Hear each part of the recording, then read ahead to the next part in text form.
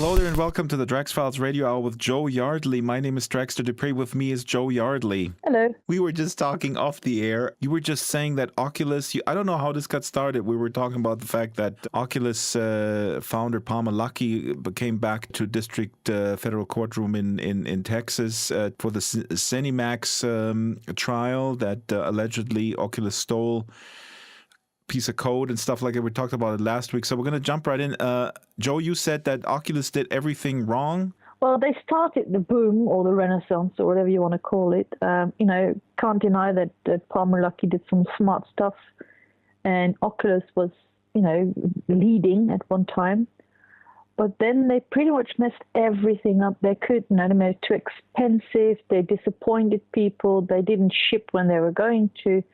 They did so much wrong, and in the meantime, all the competition was, coming up and racing past them. And I think they're no longer in pole position.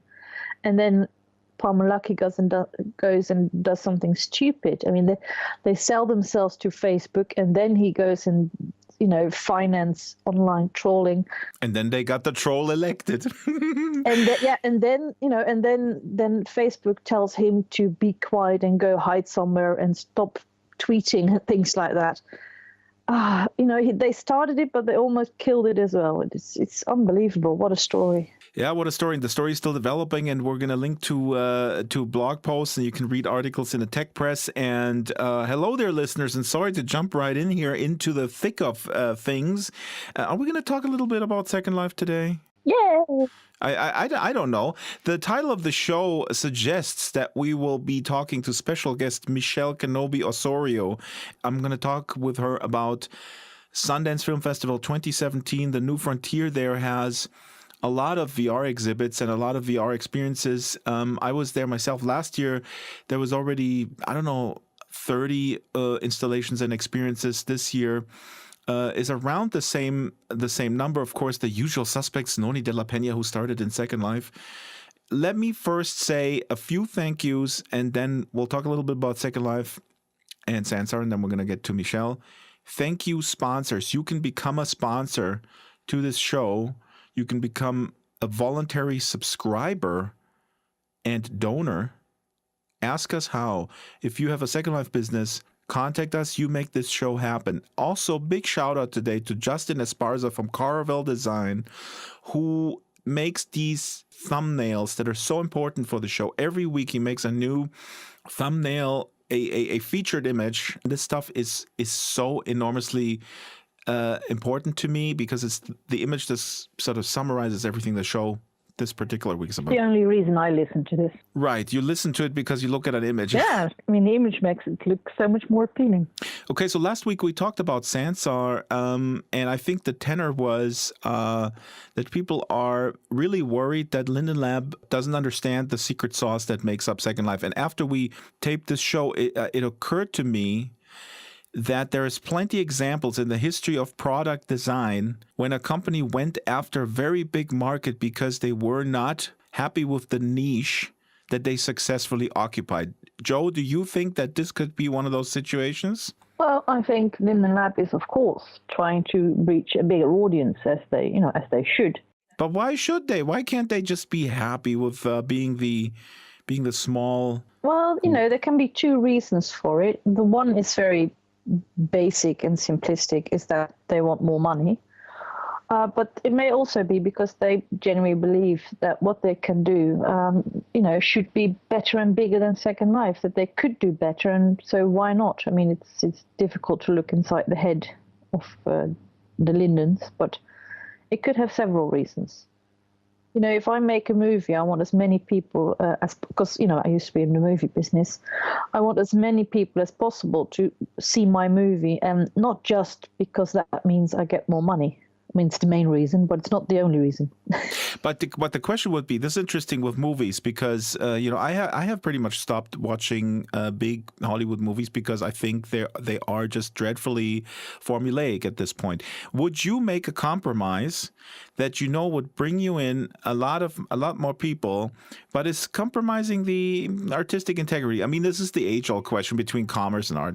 I have been in that situation, and it really depends on the kind of compromise.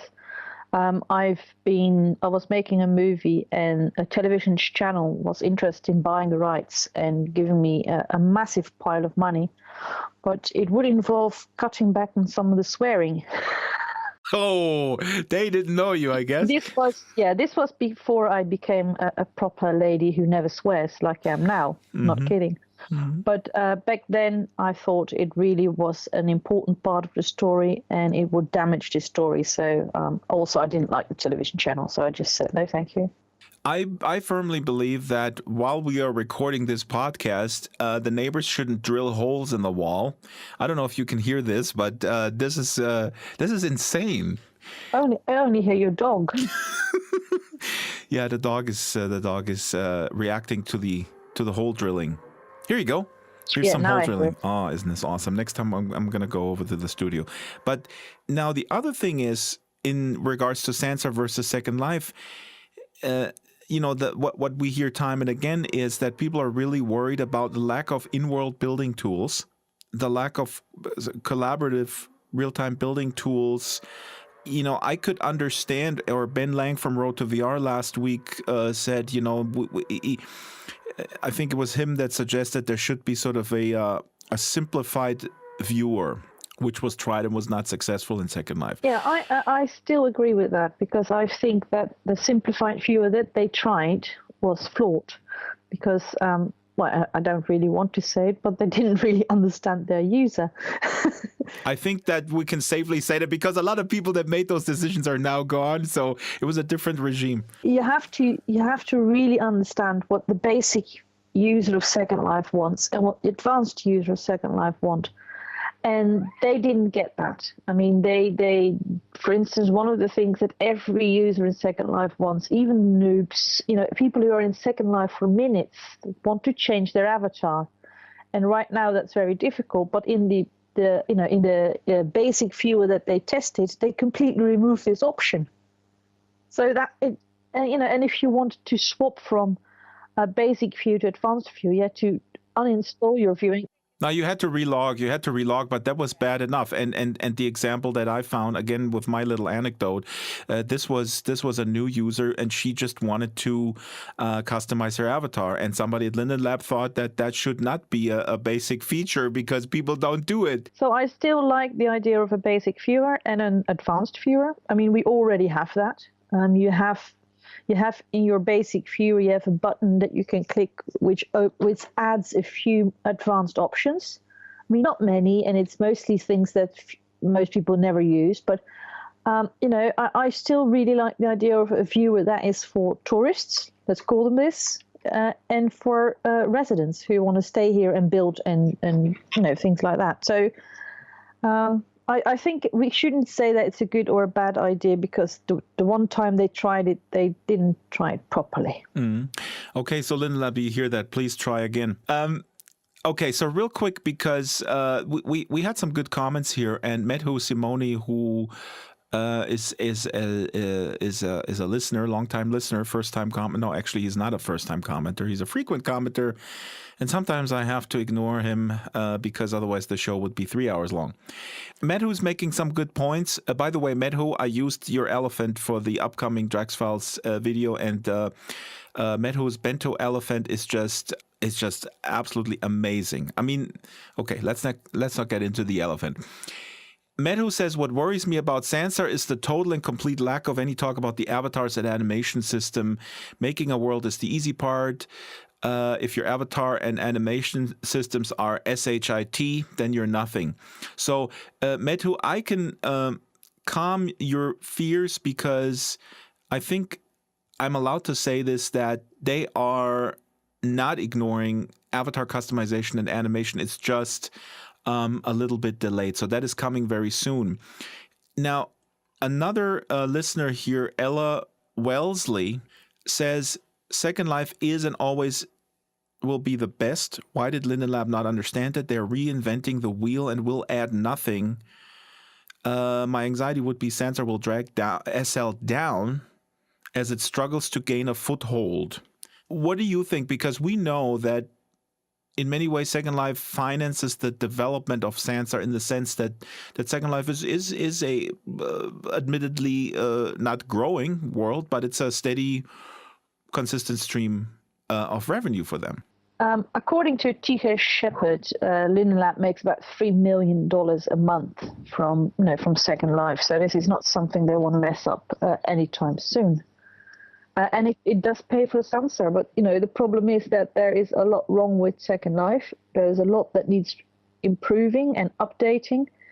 And I agree with Linden Lab that starting from scratch is probably the best way to get rid of all those problems. Oh, I absolutely agree. And again, I mean, should not replace Second Life, but talking about what the commenter meant, she's saying it will drag SL down as it struggles to gain foothold. I don't know exactly what she means, but I mean, does she mean that people will leave and then Second Life doesn't? Linden Lab, the Second Life is already dragging itself down. I mean, it has been for a long, long time. It's not growing. And I think the people that are in Second Life right now will probably be less likely to go to Sansar than outsiders, because outsiders see a brand new product and they have nothing to lose by not going to Second Life. I mean, Second Life users have something to lose by abandoning Second Life, so I doubt most of them will, at least not for the foreseeable future. So I think Second Life is probably going to, go along as it is right now for quite a few more years until Linden Lab decides to give up on it. And see, this is where I disagree. I mean, the only reason why they would close it is that it doesn't generate the revenue. We don't know that. It's a vibrant place and there is revenue coming in. And I think the issue is that they have, or the potential issue is that investors into Sansa are maybe disappointed in Sansa not being the success that they're promised it to be. And then that could be a problem. But I don't know how many people are investing in it, or if they finance it themselves by the revenue that's coming in from Second Life solely. So then they are actually quite more independent than, for example, High Fidelity, which is taking a lot of outside investment. And frankly, I mean, since we're on the subject, I was just in High Fidelity to test the sound capture earlier, and I'm really worried that this will push back virtual worlds as a whole when that stuff is sort of on Steam. And I don't know, Linden Lab has said that Sansa will come out mid-year. I mean, don't you think that the whole genre will be, again, sort of pushed back or laughed at like Palmer Lucky with his shenanigans damaged the VR renaissance? Yeah, I don't know. We'll have to wait and see, I'm afraid. When it proves in the pudding. Linden Lab has said they want to, or Ebbe has said they don't want to go for the full geeks. They want to go for quote-unquote normal people who want polished, seamless experiences. Yeah, which is, I think, most of the users in Second Life who do not build, isn't it? The bad thing about a geek from a company's perspective is that a geek is a very small part of the population that accepts a product or a platform that is not polished. While they are sticky, these people are basically, they're your super fans. You can't do anything wrong. Well, I think then what Ebbe is saying, I think it is his subtle way of saying that they want more average people and lower the threshold, which is not a bad thing. I mean, if you're a geek, you may feel a little bit offended, but you want to change it from a little but nice restaurant around the corner in a dark alleyway to a McDonald's, which is a good thing. I mean, I like McDonald's. It's rubbish. It's an awful company, but if you're drunk, you want a hamburger sometimes. I think this is the best comparison that was ever made. They wanted to turn a dark alley dive bar into a McDonald's restaurant. Yeah. And I know that 90% of our 5 listeners are now dying of a heart attack as much as I want to punch the guy who's drilling the hole in the wall. And now I got to bleep myself. If you don't like McDonald's, I'm sure we can think of a slightly better but more commercial restaurant chain. No, you're right. I mean, I really don't disagree with you. I mean, in many ways.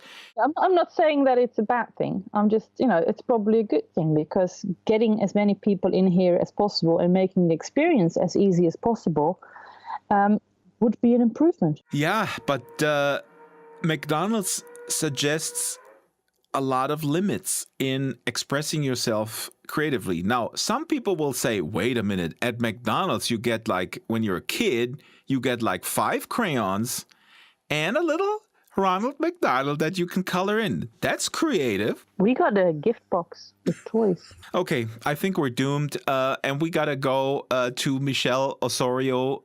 Before, as a transition, we're going to play another tune from Noise Pap called Dub the Oboe. And next Wednesday is premiere of the new Drax Files World Makers video about, in my opinion, one of the best musicians I've ever came across in Second Life. Here's Noise Pap, Dub the Oboe, and then we're going to go on with Michelle Osorio.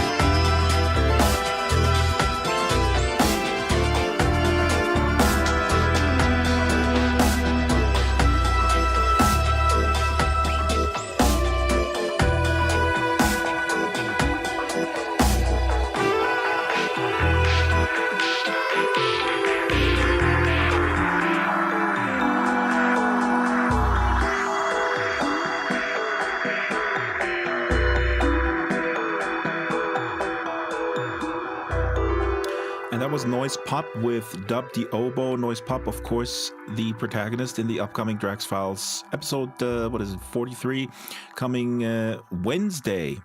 Now let's go swiftly to my interview with Michelle Osorio. Michelle Osorio is a media maker, kind of like myself. She's a gamer. She is a singer. She has a wonderful voice. She's a Sims addict, just like we are Second Life addicts. She has a YouTube channel. She does live streaming, and she is, as of fairly recently, also working for High Fidelity in the welcome areas as a greeter. And she went to Sundance, Sundance Film Festival 2017, with probably the biggest VR exhibit they had as of yet. I was there last year. It was already kind of overwhelming. This time at Sundance, we have a bunch of usual suspects. Felix and Paul, the kind of high-end, Chris Milk, Noni de la Peña, who started in Second Life. I'm going to keep saying that, although she doesn't say when she is being interviewed. Started with Virtual Guantanamo in 2007. She has an experience about an LGBT youth who gets kicked out by his parents. Original audio is being used in conjunction with the VR experience. Really cool stuff. There is Dear Angelica, which was made by the Oculus tool Quill, which is a 3D painting tool. Lots of stuff. We're going to link to it. Oh, yeah, I also want to mention Brothers Keeper. We're going to link to some of the trailers and stuff that is available from Sundance. Hopefully the stuff becomes available later on if you have a Google Cardboard or something that you can actually experience it. But Brothers Keeper I found was interesting because that's a 360 video by PBS, Civil War theme. And there's an interesting behind-the-scenes video out on YouTube showing a little bit of the complexity when you shoot in 360. So without any further ado, here's Michelle Osorio, and I asked her the question, was VR the main focus at Sundance, or are we just so biased that we don't see anything other than VR? Here's Michelle. My opinion is definitely skewed that way. That's the first thing I'm looking for is virtual reality, but I will say VR definitely took up a bigger part of the show this year than it did last year. This year, it felt like there was no way I was going to be able to see everything. And I didn't. And the lines were long. And there were also, I saw pictures that Oculus had an entire, an entire building, but they had a separate showroom there on that front area. They did. It was a separate building. They took over a whole place and called it Oculus House, which happened. Samsung did that last year, and it was a little weird that Samsung did not have a presence this year. But Oculus took up a nice big corner on Main Street. Definitely probably cost them a pretty penny. So that's where Samsung was. That's interesting. So Samsung was not there. And Oculus, did you go in there? Were there interesting experiences, or was it what was it for? Well, I know some of it was for events because I was invited to a breakfast. I went to a breakfast that looks like it was probably for people who were associated in some way with Oculus related to content. So I had been part of the initial wave of Oculus Launchpad where they were considering giving money to people who had projects. I didn't make it to the next level, but I still got an invite to this breakfast. I talked to some other people there. They were also content creators who had some kind of deal with Oculus. So it was pretty much a breakfast for creators who had some kind of relationship with Oculus. At that time, they cleared the whole floor, though. There was nothing there. So when I left, I heard them talking about what they were going to set up back in that house. I know that there were certain experiences they were going to let people try, but I didn't stick around for it. But I did end up trying one of them. Well, that's way more interesting that you're hanging out with the in crowd at the breakfast. I mean, screw the general public. You're getting into all the important parties. I'm just there for the food, man. The free food. And it was all right. The free food. I base all the events on the free food. So how was the level of the free food? It was pretty good, and it didn't run out fast.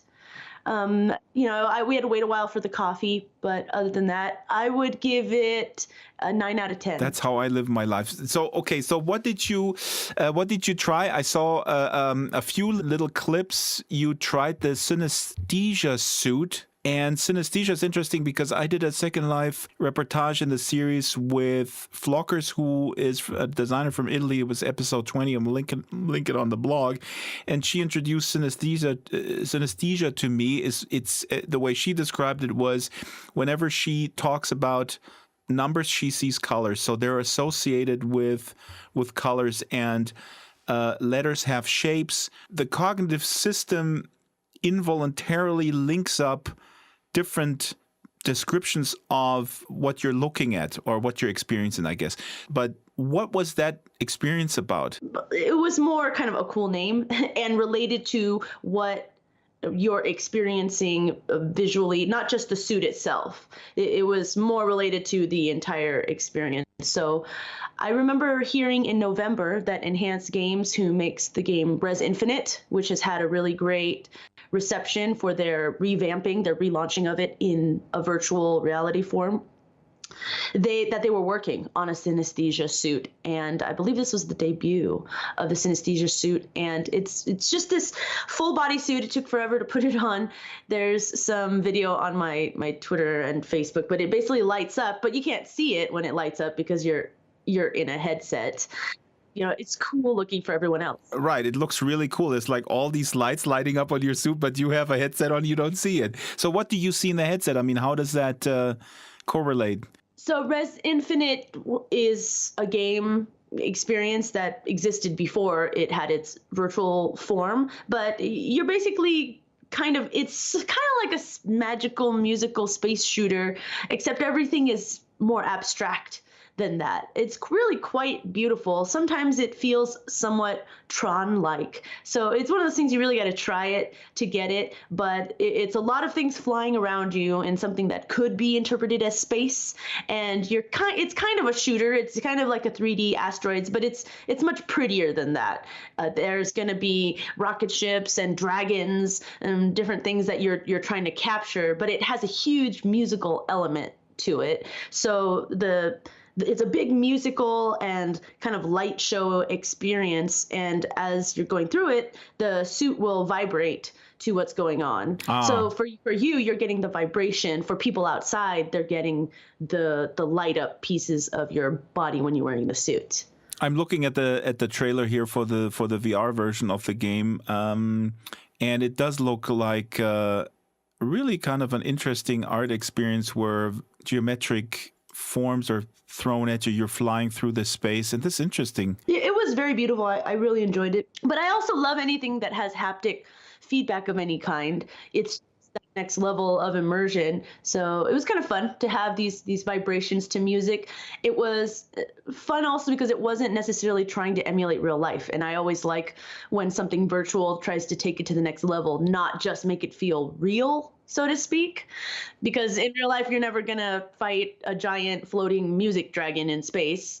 That is an interesting point that you're making. So would you say, just generally speaking, even beyond Sundance, that might be not the right avenue to go with ultra realism? Is that what you're saying? That is what I'm saying. I think it's a worthy venture or endeavor to go in that direction for some people. And having spent lots of time in High Fidelity, where I work part of my time in my life, I definitely noticed we all enjoy making avatars that look like ourselves. And yet, in the end, a lot of us end up making that our secondary avatar. And instead, we kind of enjoy being something a little more grand or a little more ridiculous, but for some reason, it sits well with us. Like for me, I'm the fat firewoman with soot on her face, but fantastic makeup and messed up teeth. And that's just funny to me, and I like it. And some people like the fantastical, and that's where we want to take it to the next level with virtual reality. I feel like, personally, when I see people working on world building in VR, I know they're trying to get the gravity to feel real, and they're trying to make it immersive in that way. But there are times where I find myself thinking, why do we have to walk down this platform? Or why is this thing not upside down? I can completely relate to that, as being in Second Life for almost a decade now. That's a discussion that you've seen during the hype when educators came in and they rebuilt a classroom. The first instinct is, I guess, to make it real or a replica of of your physical surroundings. But why would you restrain yourself that way is really the question that we need to ask ourselves. And what you're saying about the avatar representation, I couldn't agree more. And we talk on the podcast ad nauseum. I don't have to be a broken record about it, but all the work with the disabled community is just one example where people want to create other versions of themselves the way they see themselves inside. And I actually wouldn't confine it to the disabled community. People want to, they're being dealt a body by complete, coincidence. I mean, if you're a religious person, then you may say, okay, God gave me this body, but still, it's not kind of yours. And then in virtual reality, you can create the digital alter ego as you see yourself and the essence of your soul and all that.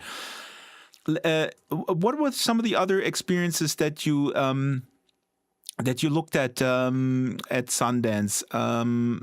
My friend Noni de la Peña has an experience about. I don't know if you saw that. It's called Out of Exile. She does a lot of social justice issues. She started in Second Life with virtual Guantanamo, and this is a story of a boy who got thrown out of the house by his conservative parents because of his sexuality. I couldn't get in to see it in time, and this was a recurring, frustrating theme for me. Yeah, please elaborate, because it's really, I mean, I don't know how to do it better, but you got to stand in line, then you get paged and stuff. Right. Even with knowing people, I was able to spend more time in certain places than you're normally allowed. And still, I didn't get to see everything. So this year, New Frontier, the VR experiences expanded beyond New Frontiers just in the one building it was in last year. This year, they also had a tent called the VR Palace, except I kind of feel bad for people because I was told it cost $25 to do it, and you get less than an hour inside the tent. And it's just not enough time. It's not even close. One project, specifically Miyubi by Felix and Paul, is 40 minutes. So I tried about 10 minutes, and then they kind of just tell you, oh, now just go try something else. And that's kind of what the demo people are saying, because they know people don't want to spend their hard-earned money and then just watch one thing and then they're done. So I did see people trying Nani's piece, I believe, but the line was too long and I wouldn't have gotten to it in time. So I literally yelled in the room, "What has the shortest wait?" And that was how I went about what I tried. So I didn't get to try a lot of things I wanted to try because I only had 50 minutes. I actually ended up getting 2 hours because I knew the people who got me in, and they gave me an extra hour so I could try some more things. And I still didn't try everything I wanted to try. So it was tough. I mean, you get in there and you still have to get in line in a waiting list for each experience. So that's definitely a challenge that I'm starting to see the beginnings of it not scaling very well. And because it's a one-to-one experience, you have a person giving a demo and one person having the experience. At best, if it's a social experience, maybe you'll have 2 or 3 people, but that's nothing compared to a movie where you can have 200, 300, 1,000 people. This is really interesting to think about going forward. I mean, I would say, to me, the logical conclusion of this is, of course, and again, I mean, this goes back to sort of a virtual world concept like Second Life 2, is that, we're talking about virtual reality where the physical location should be irrelevant, and we can interact without that physical location, like we're interacting now on this wonderful virtual world called Skype. It's actually pretty lame, but it works. But you see what I'm saying? I mean, maybe, the future, again, I mean, I went to Sundance as well. At the same time, I feel uncomfortable having that privilege and that other people are not part of this. And, and I like the idea of leveling the playing field like that. And maybe that's the future, that VR really enables everybody to be at the table. I agree. As a live streamer and a YouTuber myself, I'm constantly telling people, my colleagues in the VR community, I'm constantly reminding them, please just remember, as excited as you are, remember that we're in a bubble here. And as awesome as all this is, normal people don't have access to this stuff. They either don't know about it or they can't afford it. Or the best they can do is watch somebody else do it on YouTube. And just remember that before you make decisions, because people forget, because they believe they have access to everything because they have a Gear VR or something they consider not very expensive. But for me, as a live streamer and a YouTuber, almost my entire audience has no access to VR whatsoever.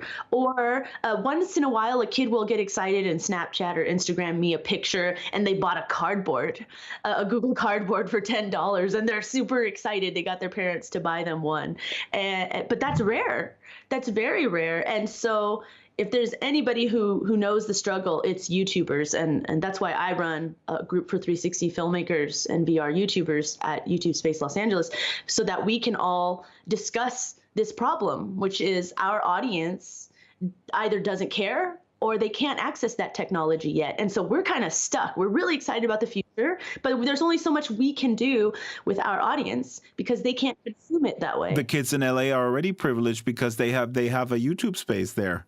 It's all about access. This is really the key going forward. If we don't provide the access, or if the platform providers, there's a lot of different factors. Price has to come down and so on and so forth. But really also the access to the tools to make things and not to be relegated to a mere consumer of the experience, I think, is also really important. And now we're getting completely off the. I mean, this is a fab topic. I could talk to you about this for days. Screw this Sundance thing. I don't care anymore. Okay, what was your other experience? Wait a minute. I heard about Mind Show. Cosmo Sharf is a friend of mine. They did Mind Show, and I'm gonna check this out. This is some sort of. Yeah, I was about to segue to that. Go to Mind Show. What is Mind Show? I mean, you can make cartoons. I mean, come on, that's lame. It's not lame. It was so fun.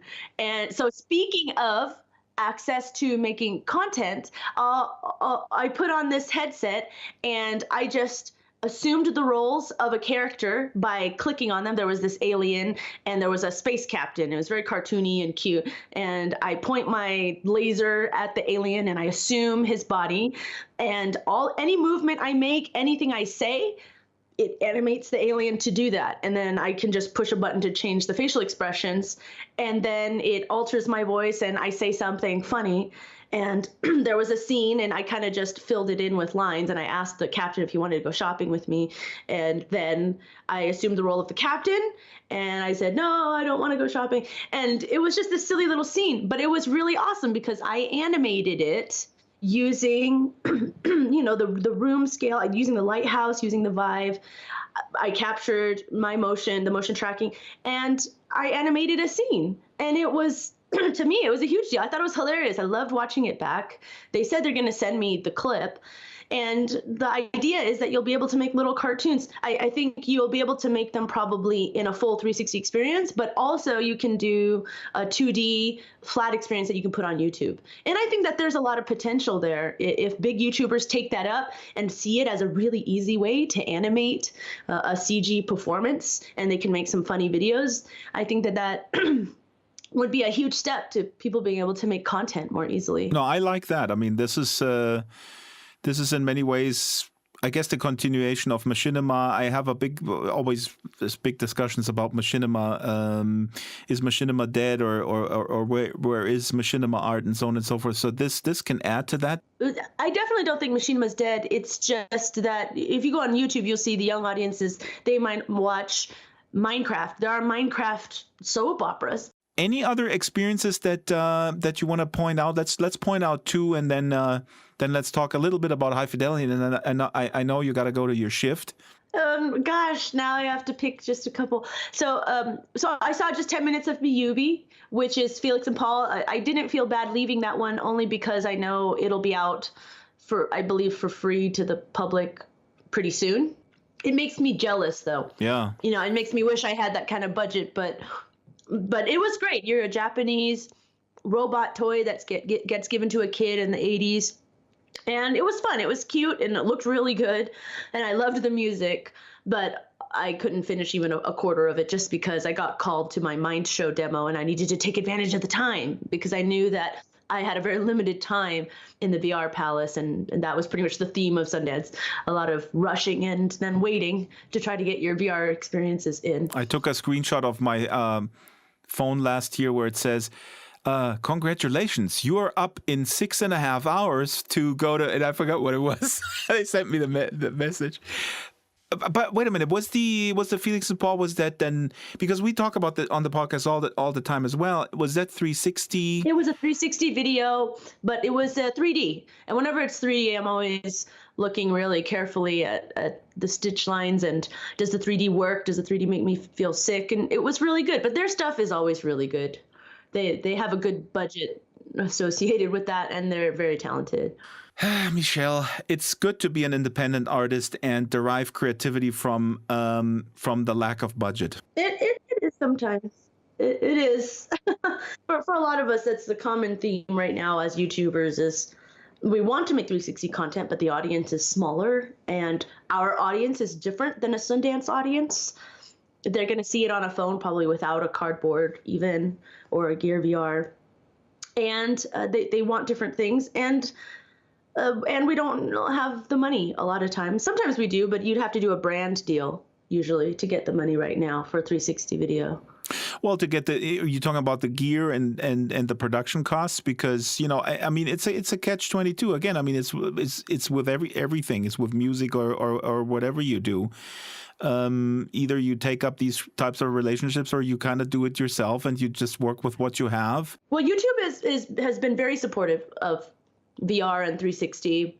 And so I'm able to have this group. I started a meetup as well to get VR vendors in touch with YouTubers so that more YouTubers can get excited about VR. But what YouTube Space does mostly is provide sound stages, equipment, education. That's more their thing. So ultimately, we still have to find ways to pay for everything else, catering, makeup. If we're paying our crew and our actors, all that stuff, we still have to pay for ourselves, and which is fine. It just limits us in what we can do. That's why you should get into machinima, and somebody should write a 360 script for high fidelity, and you can make machinima, and you don't have to pay for makeup. Okay, we're running out of time. Pick one more good thing. Wait a minute. First of all, quick question. Answer this in 30 seconds. Is 360 VR? The opinions vary widely. A lot of people get very angry when you mention a 360 experience and say it's VR, and they get really mad and say, no, it's not. What do you say? I think technically it is not VR, but to the average consumer, it doesn't matter. So I would say that's where I would put it. I think it's a gateway to actual VR, but right now we need all the content we can get, and a large portion of that audience doesn't want to interact. They just want to sit back and just watch something for a few minutes and be done with it. I have to say, you're a very, very business savvy drug dealer there. You're very good. I like making 360 video, but I don't believe that but the nerd in me knows it's not actual virtual reality. But I don't think this is a good time to be a snob about it, like some people are. This is a terrible time to be a snob about it because there's a huge content deficit, and we need to get as many viewers and eyeballs on this stuff as we can. So it's better to just group it all as one thing, because that is what people are going to consume when they put on their Gear VR or whatever it is they have. They'll consume everything. Mm-hmm. Very well put. Last thing, I heard a lot about the Dear Angelica film that was made entirely in Quill, I guess. I think it was very nice, and the music was fantastic. It was lovely. I would say ultimately it's not as much my thing. I'm the kind of person who likes cheeseball comedies more than I like a good chick flick drama. Well, I really don't like chick flick dramas at all, but it was good. It was very good. It was lovely. It was masterfully done.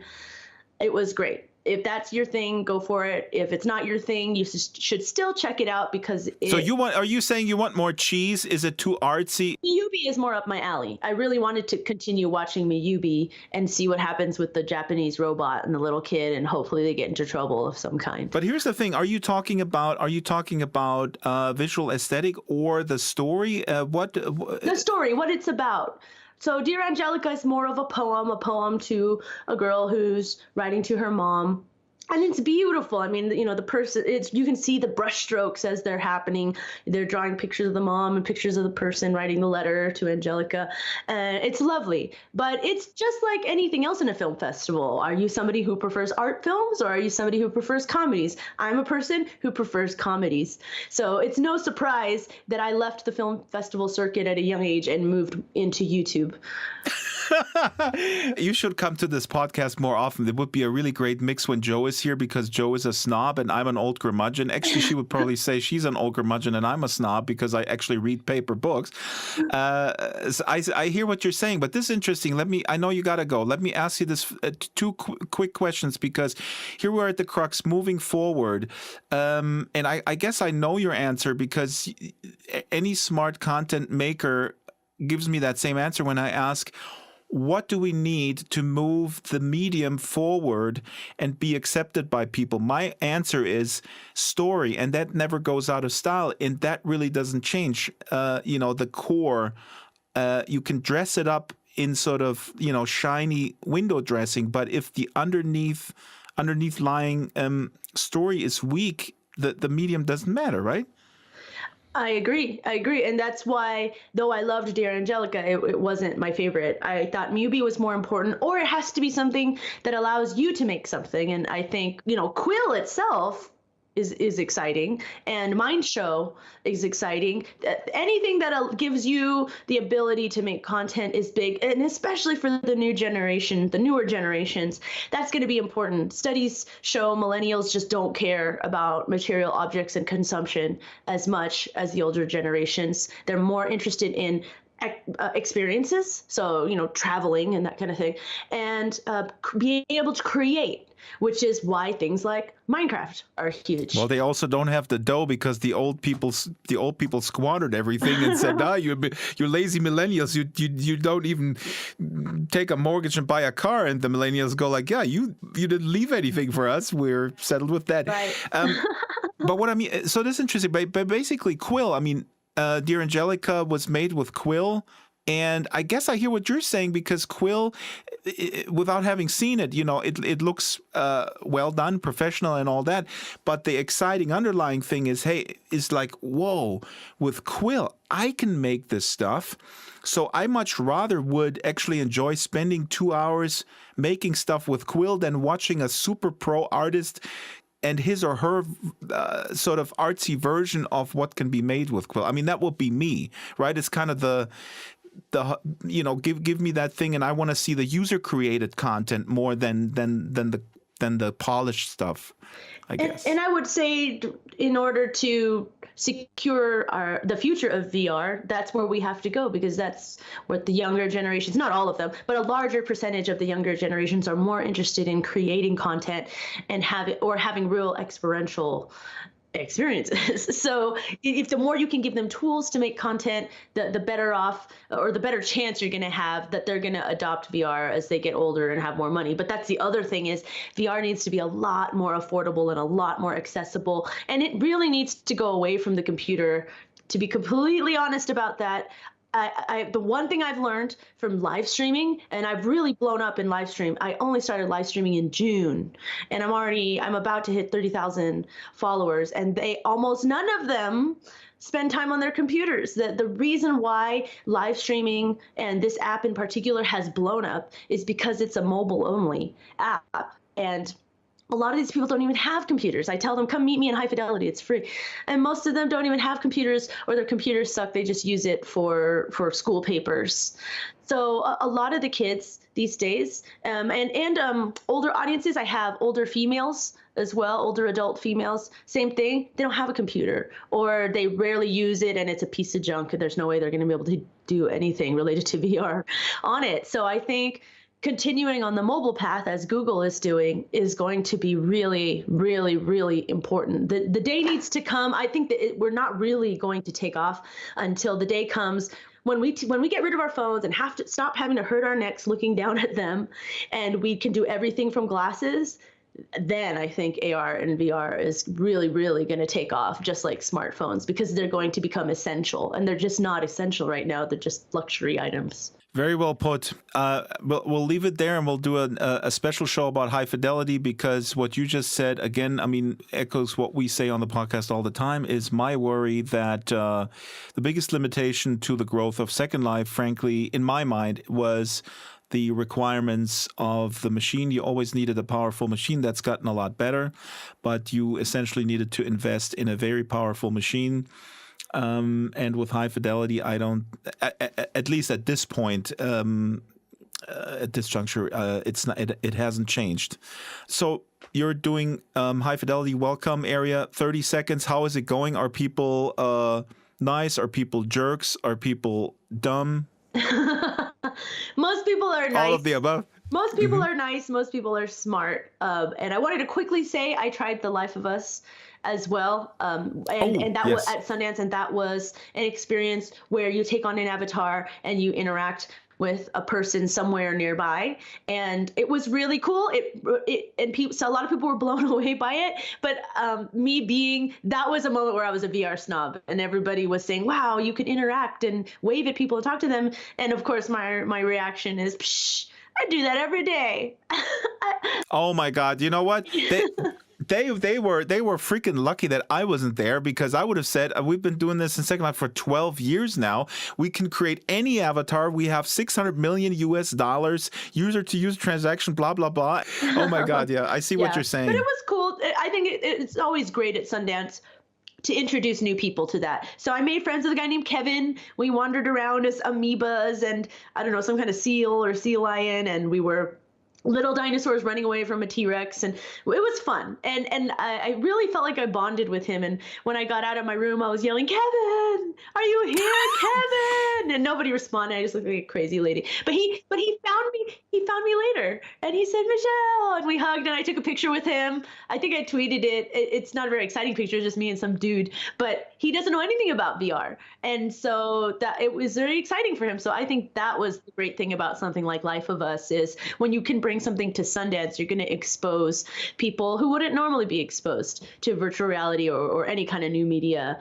or new technology. And he had a blast from it. So I told him you should come check out High Fidelity. What was it called? It was Chris Milk's Life of Us, where you go through the entire evolution of life on Earth, I guess inhabiting different beings. I did get motion sickness though, and it's rare for me to get motion sickness, but it has a forward movement. It always goes in one direction at least, but me being me, I'm looking around everywhere, analyzing and trying to get Kevin to interact, and so it made me sick, unfortunately, and it's rare for me to get sick. I've only gotten sick 2 other times in my entire virtual reality tenure, so that wasn't fun. But other than that, it was great. Most people told me they didn't get sick. And that was Michelle Osorio. Thank you again, Michelle. Really down to the wire. A minute after we stopped taping, she had to jump into high fidelity to the welcome areas and put up with noobs. Hopefully, all of them really, really nice and cordial, and no trolls. We're linking, of course, to Michelle's various offerings. And her videos from Sundance, hilarious. Some of the stuff that she posted, where I guess you can see the action and the fun that this can be. Again, I'm a broken record. I think it would be cool. The virtual reality revolution would enable people to have more access beyond sort of the elitist film festival crowd. But back to you, Joe. Let me ask you, because this is an ongoing controversy. And here again, we're mixing VR and 360 video. Let me ask you straight out. Is 360 video VR, yes or no? No. Okay, well, that's pretty clear. Definitions changed all the time. And perhaps in a few years, it doesn't matter anymore. But, if you look up the definition of virtual reality at the moment, it involves a computer-generated simulation of a world that you can freely explore. That is what VR is. That is why Second Life is VR, but that is also why 360 is not VR. I mean, it's. But I can turn my head, so I can freely explore with my head until I get a neck cramp. You can't explore 360 with your head. You have to move your body as well, unless you're like in The Exorcist or something. Wait a minute, but now you completely contradicted yourself, because then Second Life is not VR because I can't move with my body. Well, you can move your avatar. Damn, you're right. Damn, you're good. I'm always good. But, maybe in a few years we're going to change the definition of virtual reality and say, you need headsets or it's not VR. I don't know. But the absolute basics of virtual reality is that it means there is a computer-generated world. That is VR. And that's what we've got to deal with until we change dictionaries. Very well said, Joe. I want to end the show today with 2 more comments from last week's show because I think they're important. Ella Wellesley, I'm sorry to mispronounce your name, makes a good point here. She says everyday use of a headset and arm-waving controls are for the minority. Will be many years before every home has them. For now. Yes, but I agree with that. And also what we always forget about this discussion, that it can be very uncomfortable for people who have motion sickness or maybe a physical disability and such, and the narrow focus from the hypesters on the headsets as the defining factor for virtual reality. Although I do have one and I use it. The thing is, technology is going so fast that I agree that at the moment the headsets and the controllers and things like that are for a minority. But I'm not going to say it's going to be years before everyone has one because, it just goes too fast. It is going way too fast. I mean, we're going to have self-driving cars in a few years. I mean, that's interesting. I mean, it goes just we'll see. I thought we have hoverboards, but anyway, no. I mean, yeah, the train is moving fast. By the way, I mentioned this. I meant with the sound quality is Skype is going in and out and sweeping through the entire frequency spectrum. So I sound better in Second Life than I do on Skype. Yes, who would have thought that would ever happen? Well, I could have told you that. Kane Maven, who is also a supporter of the show with Maven Homes, fabulous homes. Sansar is not done, so we don't know what it will evolve into, just like no one could know exactly what Second Life would become 14 years ago. I think that is very important point. It is certainly fun to speculate, and we're guilty as charged, forcing people, frankly, to speculate because it's fun. But let's keep an open mind and let's not be so negative. Yeah, we've got enough to be negative about in the real world. Come on, what are you talking about? The real world is just the best Black Mirror episode ever. Well, you posted that right from the Women's March. Yeah. That was really the best protest sign. Somebody at the Women's March, I don't know which city, but held a sign said, this episode of Black Mirror sucks. Yeah, something like that. I think it's the worst Black Mirror episode ever, something like that. Yeah, I mean, come on.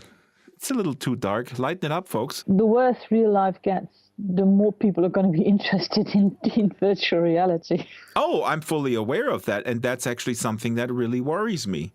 Because that inward, when you go inward too much in light of... World. Yeah, inward and in-world, in that sense, is the same thing. We need to push back and reclaim our humanity and our planet from... what would you have done when the Nazis invaded your country and at the time you had virtual reality? Would you not have fought back? I don't know. People back then had books and movies, and cinemas did better work, did better business than ever before. So I think quite a few people then also choose to, go and avoid reality. Especially the Nazi propaganda movies did really well, I hear. Oh, they were great. Mm-hmm. What a great laugh. Yes. They're fantastic. No, I mean, we're touching on a serious subject. Actually, next week we should really dedicate the show to discussing that, the pluses and minuses of immersion, of full-on escapism. Yeah. That's, yes. All right. Everybody have a great weekend, and goodbye, Joe. Auf Wiedersehen. The Drax Files Radio Hour with Joe Yardley is a weekly production of Basic Drax Entertainment. The show is supported by Time Portal, SL Artist, Warbug, Bay City You Know for Kids, 01 Heavy Industries Corporation, Extraordinary, Ionic, Maven Homes, Giza Creations, Botanical, Strawberry Sing, Abranimations, Eros Avatars, Caravel Design, The Cube Republic, What Next, Landscapes Unlimited, Fallen Gods Incorporated, and Death Row Designs. Thumbnail by Justin Esparza. Contact the show via Skype, DraxFiles, Avatar DraxFiles, or email radio@draxfiles.com.